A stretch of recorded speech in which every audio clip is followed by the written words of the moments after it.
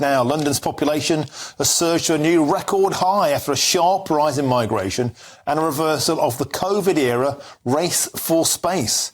New research from a think tank Centre for Cities found that the capital had almost certainly surpassed its pre-pandemic peak of 10.1 million people.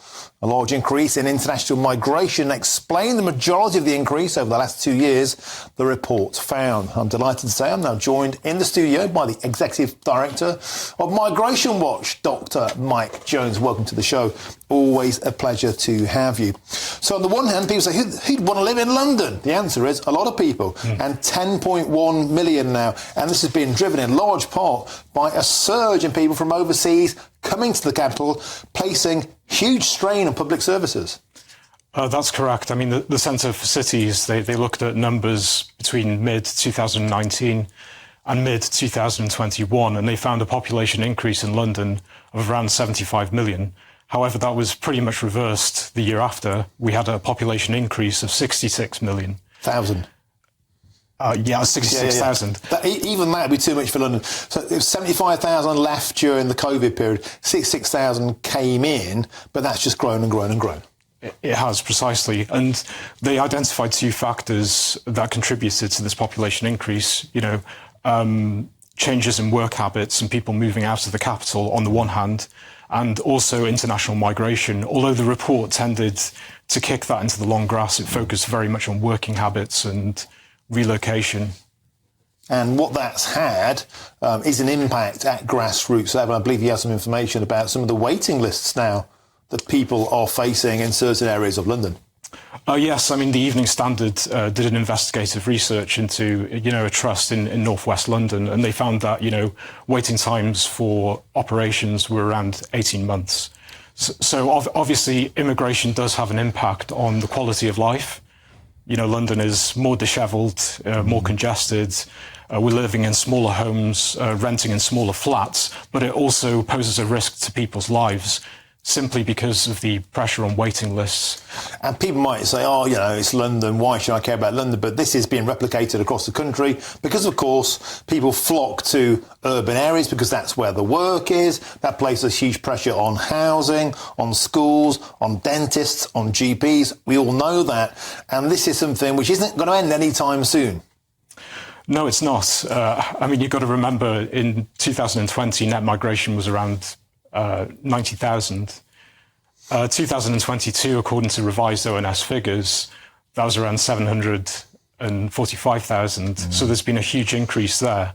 And we now have a points-based system that is geared towards mass unrestricted migration. And of course, the Conservatives haven't changed the legal system, which would allow us to deport illegal migrants crossing the Channel. And some astonishing figures here as well. London makes up 26% of the UK's GDP. 18.5% of all jobs by the end of the decade will be in London. So we're seeing, on the one hand, a huge influx of those from overseas and an internal brain drain because the regions just aren't being supported. And Mike, the net result of that is a massive pressure on housing. Many people now just simply giving up. They'll never be able to afford to buy a house in London or perhaps any major city.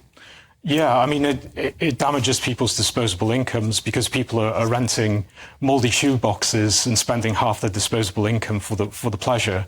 And obviously starting families is very difficult. People have to move outside of London, and it damages productivity because many of the best graduates we have can't actually afford to move to the capital city or to many of the other big cities in the UK. So it's damaging disposable incomes and it's damaging productivity. Can I ask you, as you're here, Mike, about the Rwanda vote this evening? It's been going around so long now. I think most people are losing their will to live, but they say they're confident. Do you think that this has any chance of getting a single person to Rwanda before the next general election? I think it's unlikely. If there are people sent to Kigali, they'll be very, very small in number. The problem is the legislation itself is not bulletproofed from the Human Rights Act. They disapplied various sections, but they didn't disapply Section 4. And if you don't disapply Section 4 and a complaint is made to the higher courts, they can issue what's called a declaration of incompatibility. And, the Rwanda plan is dead in the water if that happens. And a Section 4, for those who don't know, that gave ostensibly supremacy of British law above any foreign jurisdiction. So therefore we could say, yeah, it would be guided by those guidelines until a point. But they didn't push through with that. That's what one of the revolts was about, that our man Brendan Clark-Smith and Lee Anderson resigned over. That got watered down. So the plan that's going up for vote today, it still has the cat flap open to legal challengers, the lords, the lawyers, the charities, the archbishops. They'll do their very best to derail it. Yeah, absolutely. And there's another problem with the bill itself. It hasn't disapplied Section 4, but it has something called Clause 4. So this allows asylum seekers to contest their deportation. Now, an asylum seeker can't say, listen, Rwanda's unsafe, I don't want to go there. But if they say, Rwanda is safe for me personally because of my individual circumstances, i.e. irreparable harm, they can contest that, and the lawyers have to take that very seriously, and there will be an evidence-gathering process as a result. And we've seen, for example, people converting to Christianity, suddenly coming out as LGBTQ+, and there's a feeling that the system is being gamed, so people can have the right to leave in the UK, and meanwhile they're sort of laughing all the way to the bank. Yeah, I mean, as Suella Braverman said, the system is rigged against majority opinion. It's been de-democratised, but all of this, the NGOs, the activist lawyers, the blob, if you like, all of this is downstream of the legal system, of the Human Rights Act. And for whatever reasons, the Conservatives have chosen not to amend or abolish it. And this is where all the problems stem from. Instead, Priti Patel went ahead with the Rwanda plan, this third safe country we could deport people to, but they hoped on a wing and a prayer that the courts and the lawyers wouldn't get involved.